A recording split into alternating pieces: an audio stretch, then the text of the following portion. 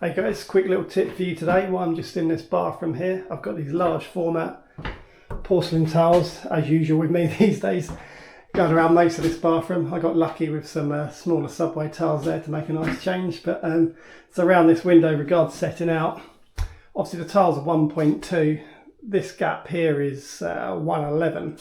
I'm going to be putting the thin side of the trim facing, so I need to overhang both of my tiles down the side. So what I'm actually going to do in this one is cut this tile down to fit in the gap, obviously top and bottom, and I'd have to do the same with the bath pan here. But then that just eliminates me 4 L cuts going around the window, because if I centered the window I'd have like an 80 centimetre L cut, L cut, L cut, L cut.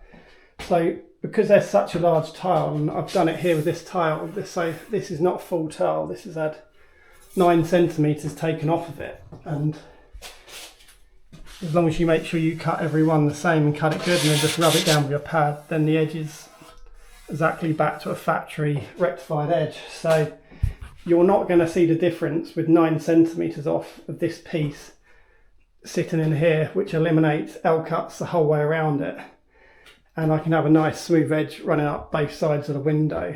And like magic, ta-da, I've gone around and tiled it, so you can see that cut in now and the top one, which are both cut down. And like I say, with the edges rubbed down, they just look like the normal factory finish.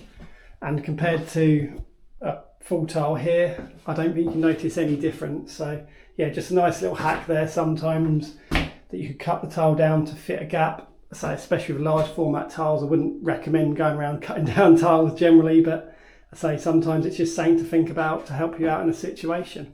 But yeah, I'll have a few more videos on this bathroom coming up, guys, so stay tuned for that. Take care, and I'll catch you in the next one.